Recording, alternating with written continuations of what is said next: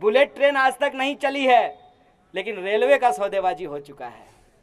Bullet train चढ़ाने के नाम पे रेलवे बेच देंगे, जियो धन धनाधन का प्रचार करके बीएसएनएल बेच देंगे। यही आज की सच्चाई है। फ्री में कुछ नहीं मिला है। आपको लगता है कि जियो फ्री में मिला है, दरअसल आपके पैसे से बना हुआ बीएसएनएल बिक गया है, इसलिए आपको जियो धन धनाधन मिला है। आपको लगता होगा कि प्रधानमंत्री पोस्टरों में बेटी बचा रहे हैं, लेकिन हकीकत यह है कि इस देश में जिनके ऊपर बलात्कार का आरोप है उसको बचाने का प्रयास किया जाता है। बेटी बचाने तक का जहां तक सवाल है, हजारों करोड़ रुपए मोदी जी के हंसता हुआ नूरानी चेहरे पे खर्च किया गया है। लड़की के लिए एक यूनिवर्सिटी क्यों नहीं खोल दी गई? और ये सवाल हम नहीं पूछे। क्यों? क्योंकि हमारी यूनिवर्सिटी के साथ हमारा कोई संबंध नहीं बचा है। बीएसएनएल रेलवे के साथ हमारा कोई रिश्ता नहीं बचा है। हमारी स्कूल तबाह होती रही और हमको चिंता नहीं हुई। हम पढ़ करके जिस स्कूल से आ गए दिल्ली में पीएचडी करने के लिए, उस स्कूल के मकान जर्जर हो गए और हमको चिंता नहीं हुई। और ये जो हमारा संबंध हमारी चीजों से, हमारे टैक्स के पैसे से बन करके तैयार की गई, उसको तोड़ दिया गया और हमको एहसास नहीं हुआ। आप देखिए कि कोई नया एम्स नहीं खुला है, कोई नई यूनिवर्सिटी नहीं बनी है, लेकिन जो है उसको तबाह करने का प्रयास किया जा रहा है। देश का अंदाजा आप ऊंची उठी हुई बिल्डिंगों से नहीं लगा सकते हैं। आपको यह देखना पड़ेगा कि फुटपाथ पे चलने की जगह कितनी बची है। मुश्किल ये नहीं है कि हम संविधान खतरे में हैं, ये बात बोल रहे हैं, ठीक बात है, खतरे में है तो बोलेंगे लोग। मुश्किल ये है कि जब हम ये बोलते हैं तो किसी को सच क्यों नहीं लगता है। सच इसलिए नहीं लगता है कि जिनके भरोसे था संविधान, वो मंदिर, वो भगवान, उन्होंने भी तो उस दुकान की परवाह नहीं की। और जब दुकान ही है तो कोई भी पैसा देकर के खरीद सकता है और बेच सकता है। मूल प्रश्न ये है कि क्या जमहूरियत को बचाने वाले लोग, क्या संविधान की शपथ खाने वाले लोग सचमुच संविधान के प्रति गंभीर हैं? अगर वो गंभीर नहीं है तो बीजेपी को तो कभी संविधान से प्यार ही नहीं था। हम लोग प्रश्न ही एक्चुअली दूसरे तरीके से कर रहे हैं, इसीलिए मूल सवाल पे पहुंच नहीं पाते हैं। आखिर आप मुझे बताइए कि भाजपा संविधान क्यों बचा है? कोई एक कारण बता दीजिए। भाजपा तिरंगे झंडे का सम्मान क्यों करे? भाजपा इस देश का इतिहास क्यों ना बदल दे? क्योंकि ये सारी चीजें उसकी राजनीति के खिलाफ है।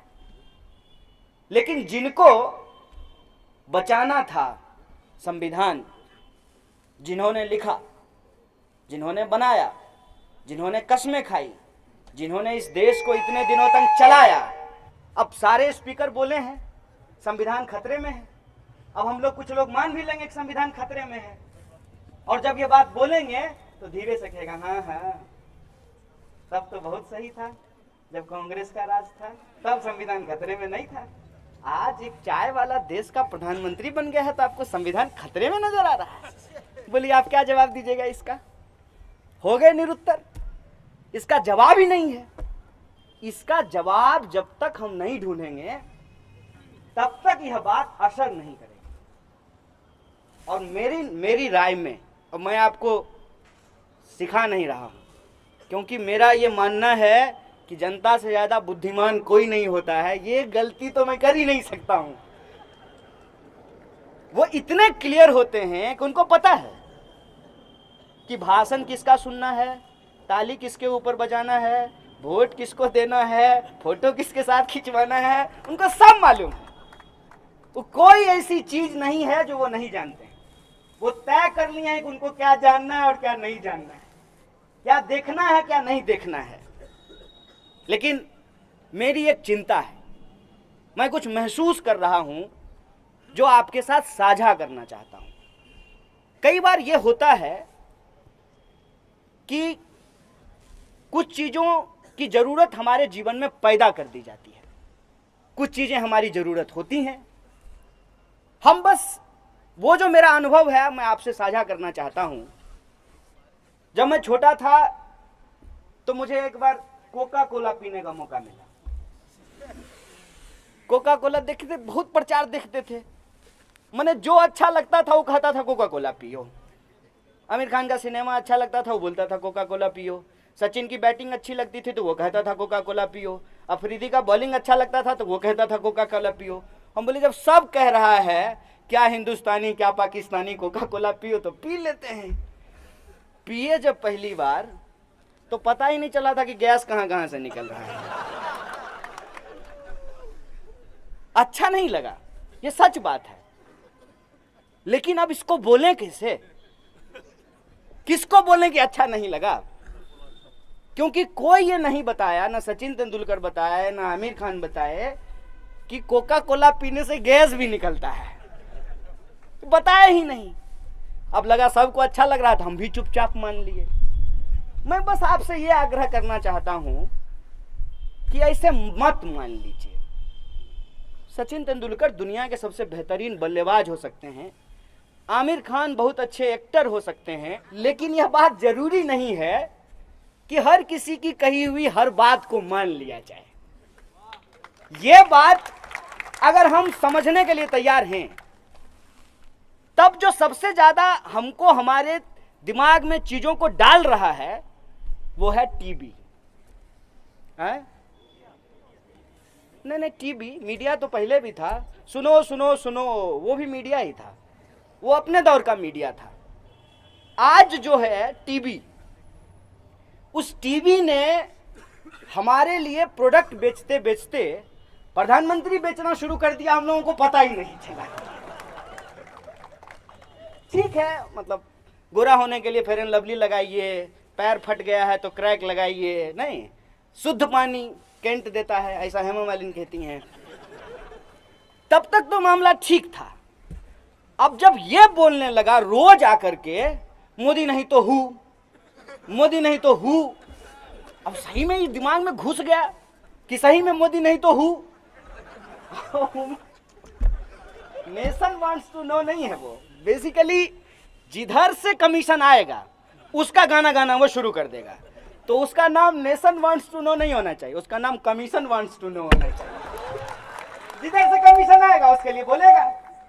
आप इन सारे लोगों की तस्वीर याद रख लीजिए। दिन एक सा नहीं रहता है, यह बदल जाता है, इसको बदल जाना है। जब भी कोई इस मुल्क पे राज करता है, हर दौर में उसको यही लगा कि वो हारेगा ही नहीं। बताइए, मुगलों की हालत देख लीजिए, देख लीजिए ना मुगलों की हालत। कुछ पता चल रहा है? कोई है नाम लेने वाला? उसके बाद के भी लोगों की हालत देख लीजिए, शहंशाहों की। अलग अलग राज्य में तो शहंशाह हैं, डेमोक्रेसी के नए शहंशाह, नए सरताज। मेरे पिताजी बहुत बढ़िया नेता थे, इसलिए हमको नेता बना दीजिए। कार्ड में कई बार नहीं लिखा रहता है, मेरी बुआ की शादी में जुलूल जुलूल आना। उस टाइप से जो है कुछ लोग हैं, नहीं हम तो मुख्यमंत्री बनेंगे, हमको प्रधानमंत्री बना दीजिए। ठीक है, तो इस दौर में भी लोगों को लगा कि उनका दिन नहीं जाएगा। दिन जा ही रहा है। अब सोच रहे हैं, पहले लोग वोट बचाते थे, अब चुना हुआ विधायक बचाते हैं।